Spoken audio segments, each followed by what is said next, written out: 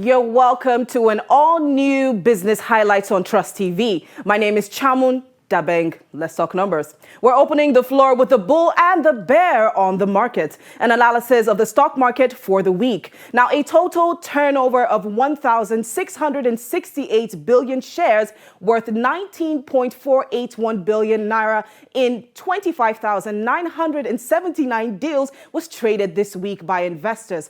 The financial services industry led the activity chart with 1.12 billion shares valued at 10.889 billion traded in 13,514 deals, contributing 67.13% equity turnover, volume and value respectively. The conglomerates industry followed with 249,945 million shares worth 395.228 million naira in 1,418 deals. The third place was the consumer goods industry with a turnover of 80,368 million shares worth 1.958 billion naira in 3,876 deals. Trading in the top three equities were Transnational Corporation of Nigeria PLC, United Capital PLC, and Zenith Bank PLC, accounted for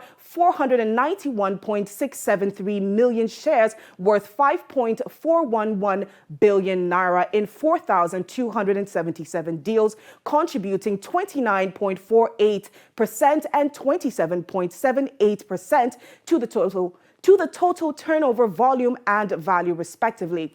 On bonds, a total of 67,646 units valued at 76.346 million naira were traded this week in 11 deals. The NGX All-Share Index and market capitalization appreciated by 0.40% to close the week at 47,328.42 basis points and 25,507 trillion naira respectively. Similarly, all other indices finished higher with the exception of NGX ASEM, NGX Merry Value, NGX Consumer Goods, NGX Lotus 2, NGX Industrial Goods, and NGX Sovereign Bonds indices, which depreciated by 1.17%, 0.34%, 1.06%, and 0.07%, 0.001%, and 0.02% respectively, while the NGX Growth Index closed flat. 44 equities appreciated in price during the week, higher than 43 equities in the previous week.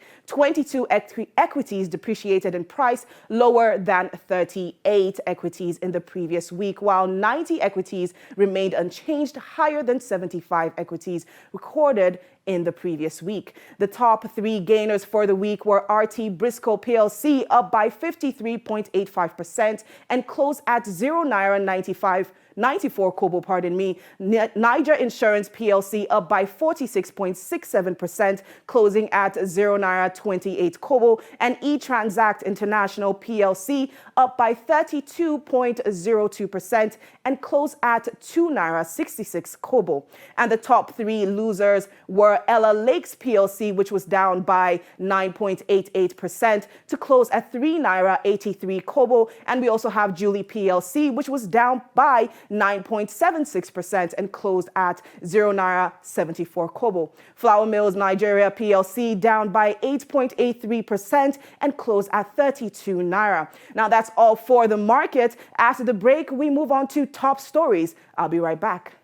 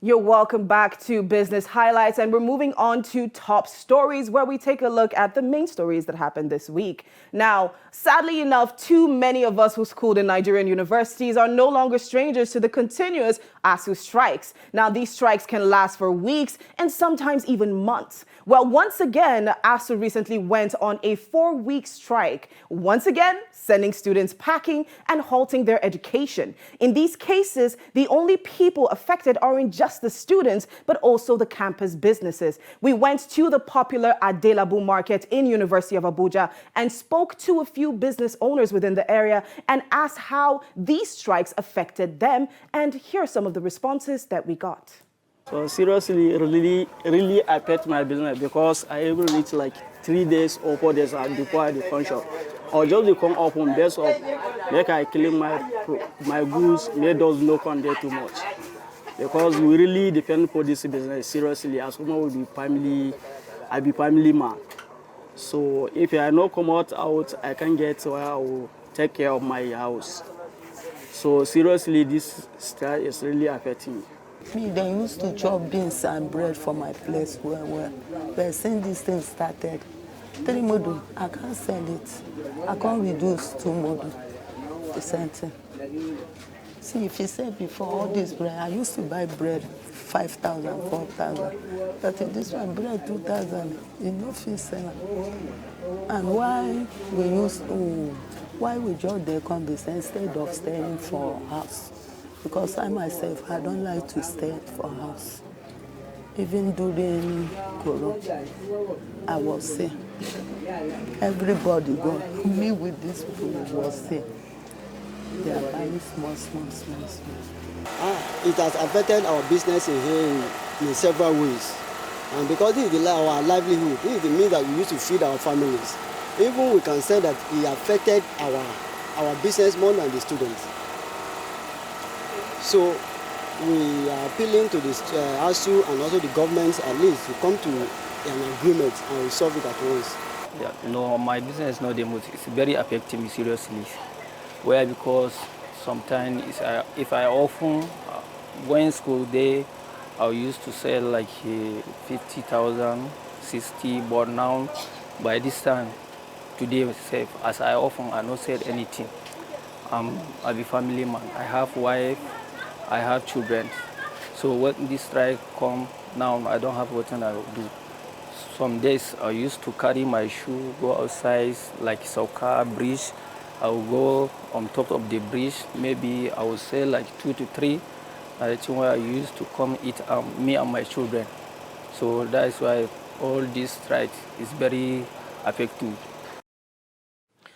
As you can see, university campuses aren't just a learning environment anymore. They are also breeding grounds for thriving small businesses as they service students and other campus residents. Campus businesses play a vital role in supporting life on campus, offer means of livelihood for the service providers and their dependents. For many of the owners, their campus business is their only means of livelihood. But with students home, they suffer low patronage, with some of their businesses suffering up to 30–40% losses or even more. Next on our top stories, we have air travelers in Nigeria are in for a rough ride as domestic airlines have hiked their fares by about 100%. The hike was announced in a statement 24 hours after local airline operators detailed the operational challenges responsible for flight delays and cancellations. Airlines across board jacked up their fares, with a one-way economy base fare selling for as much as 50,000 naira. There are also fears that passengers may pay as much as 80,000 to 100,000 naira for a one-way economy seat if they are booking on the day of travel. According to the airline, the reason for this strike is the increase in cost of aviation fuel, which is upped by over 100% in the last 1 year. Jet A1 fuel accounts for between 30 to 40% of operating costs. About a year ago, it was sold for an average of 190 naira per litre. Today, it sells between 420 naira and 429 naira per litre at some airports nationwide. This is also coupled with the unavailability of forex for spare parts and maintenance delays from customs in the clearing of safety critical spare parts, poor aircraft flow, and inadequate check-in counters, All these have contributed to the hike in airfares. Putting all this into consideration, did it really make economic sense for the airlines to retain their prices? The last GDP figures showed that the aviation sector was making a fast comeback and contributing significantly to the GDP. How will this hike affect the aviation sector's current trajectory? We spoke to economist Leslie Atchison-Way to get his opinion on the matter. To be fair to the airliners, they're into business and they're in business to make profit, But the profit shouldn't be adverse to the society or environment where they are doing their business. It's understandably, the price of premium spirit have gone up, the price of energy fluids generally have also gone up. Therefore, it's expected that the airline companies would also increase their fare as transport, even movement on land is high, but on sea has also gone up, given the cost of these energy sources. So the consequence of the price increase is just on the average income earners, those who usually travel on air with just 25,000 naira, and right now 100% increment. Increment fine, but it would have been a bit more like, say, 25 to 30% increment instead of 100%. I think the government likely might engage them soon in trying to see how they can negotiate or beat down the fare. By regulating the airfares, the airliners, you are stifling the industry. When you deregulate, you allow them to act based on the forces of demand and supply. Now, it will also give them the opportunity to decide if they could beat down the price. I tell you, since it is under the regulated framework, right now what will happen is, if there is a kind of withdrawal syndrome from potential passengers, automatically there will be a review on the price. So that price will not be fixed on stone, or will not be cast on stone. Definitely, I'm expecting or suspecting that because of the deregulation in the industry, the fare, 100% increment, might be reviewed by other airliners so that they can meet up with the market demand and also catch in on customers that will want to go with them. Yeah, I think it's what one should be looking at is that these airliners, they are in business. And anyone who set up a business set up those business for profit making. And if you are there to make profit, you try as much as possible to maximize it. But what the concern is, from what they were charging before to 100% increment, it's a bit on the high side. The government should just negotiate with them and not try to stifle them or kind of blackmail them to twist them to agree to what the government has decided. The government should allow the market to continue being under the deregulated state. Eventually, after a given period of time, the airliners would see if that has increased their turnover.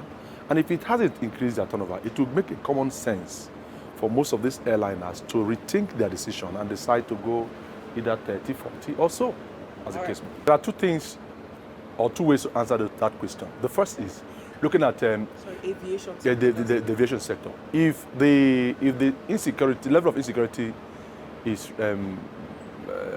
reduced, people will have more confidence to fly the roads.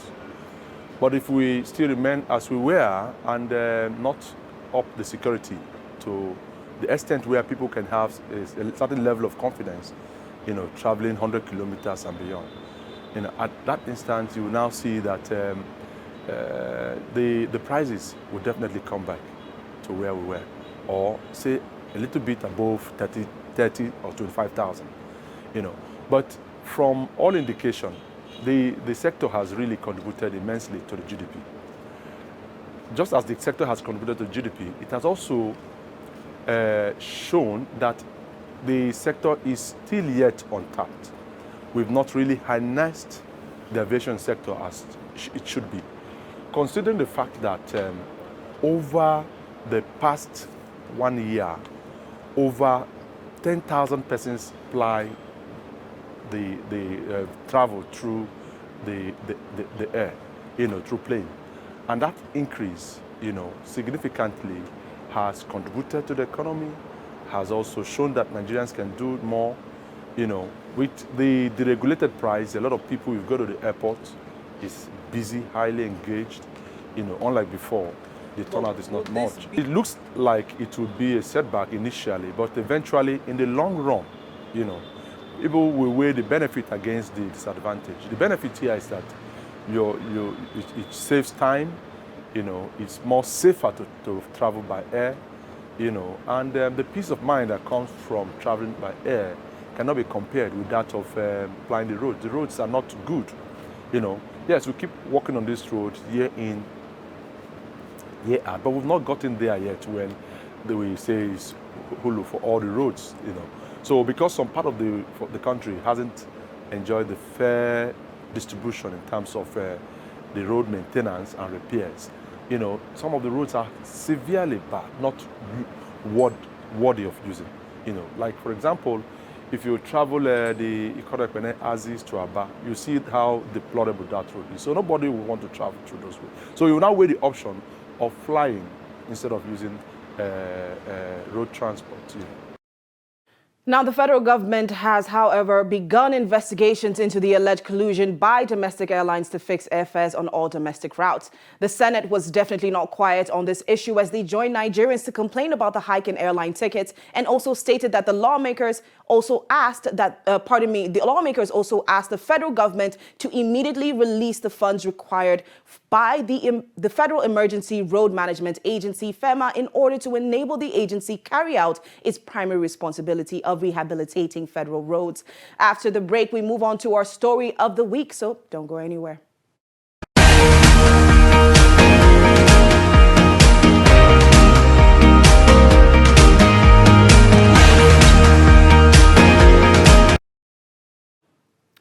You're welcome back to Business Highlights on Trust TV. My name is Chamun Dabeng, and we're moving on to our top story of the week. Now, in the early hours of February 23rd, Russia launched an attack on Ukraine. The invasion rattled global financial and energy markets, causing oil prices to spike and financial instruments to fall. The fight is going on between Russia and Ukraine, but how does that affect Nigeria? We spoke to economist and financial expert Stephen Nwachukwu to give us some insights.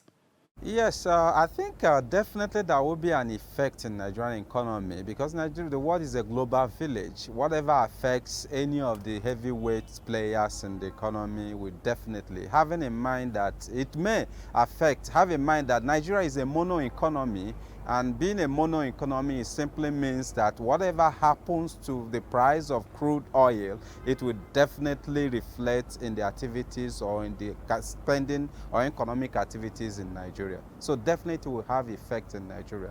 Give or take is definitely a good or bad for us in the sense that if we can actually produce a certain percentage of what we consume, definitely is a very, very good development for us. It takes a very good development if we can. But because over 80 to 90 or 100% of what we consume, we also source it from the same international market price of petroleum products. So it means that whatever we gain from the sales of crude or from the high price of crude oil over 100 or 105 $1 per barrel. It means that we are also buying it at the same exorbitant price for the byproducts of petroleum product, which are the PMS, the gasolines, the kerosene, the aviation fuel, and name it. So definitely we are getting from the right hand, and they're also taking it from us from the left hand. It simply means that we are not taking advantage of, taking the comparative advantage of having the crude, refining a percentage in Nigeria so that we can have left over, so that we can really gain from this very surge in price of crude oil. Definitely, I think this is the best opportunity or best time the Nigerian government or those who manages our economy will do one or two things actually to maximize the opportunities available for us now. The problem is, as we speak, we are not meeting the OPEC quota for us. OPEC quota for Nigeria is about 1.77 million barrels per day, but we are still producing within 1.45 or 1.5 million per barrel. So it means that we are being still shortchanged because we are not able to produce what actually OPEC have actually. Now, the conflict may inflict more pain on Nigeria through higher subsidy payments, hiking gas prices, and increasing costs of pasta foods, as Russia is the world's second largest producer of natural gas, the largest exporter of wheat, and one of the world's largest oil-producing nations. The current situation between Russia and Ukraine could result in an increase in the cost of living and exacerbate the country's persistent inability to translate oil fortunes to economic realities, despite the nation's energy wealth. All right, so coming up next on the show is Business Insight, where we speak to entrepreneurs to gain insights on their various industries. Today, we're going to be venturing into the world of fintech, a fast-growing industry with a plethora of benefits. All that and more coming up right now. This is Trust TV, documenting the Nigerian story. Welcome back, and we're moving on to Business Inside. And now let's take a look at this interview with a young entrepreneur.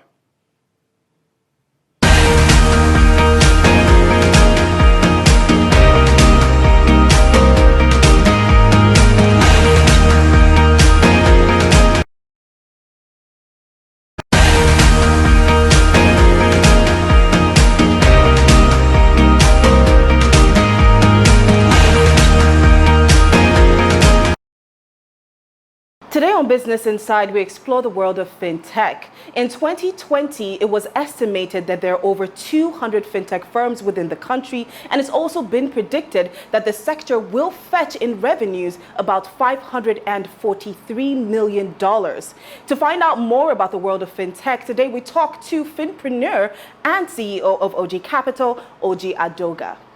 You know, when people say fintech, it has actually been used as a buzzword, really. But fintech is basically financial technology, right? Technology that allows you to gain financial inclusion. Companies who provide services or companies who interact with money, right, have actually been regarding to themselves as fintech. However, they are correct, because fintech is any technology that allows you to transact or interact with money or provide services that have anything to do with finances. So if you are a lender, you're a fintech. If you provide bill payment services, you're a fintech. It basically uses technology to provide services surrounding finance, and it's a new thing, really. But it didn't just start today. Fintechs have been around for quite a long time. We just haven't recognized their impact in society as we do today, because there is a bigger need for inclusion today with the influx of so many kinds of innovation. More people have to transact, more people have to do things quicker, at scale.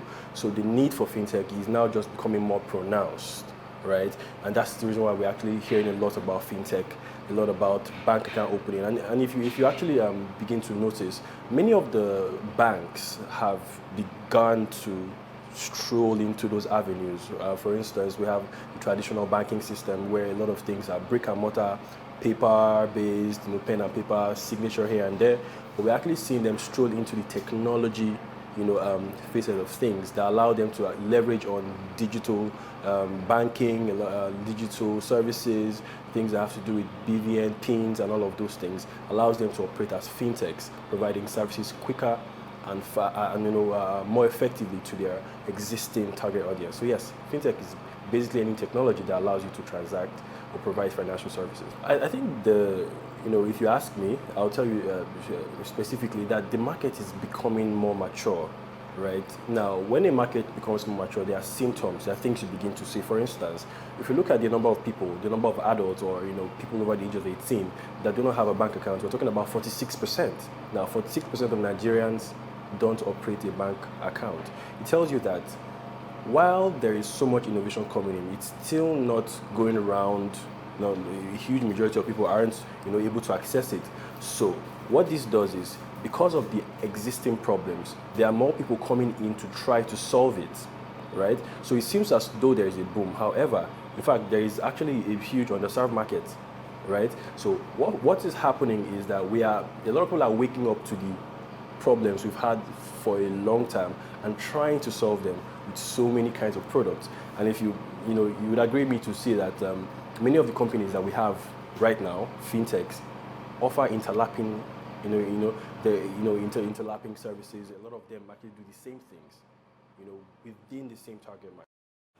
Well, that's all we have for business highlights today, and I hope that you enjoyed the show. I will be back next week with more business highlights. Now, don't forget to follow us on our social media platforms. Just look up Trust TV on Facebook, IG, and YouTube. My name is Chamun Dabeng, signing out.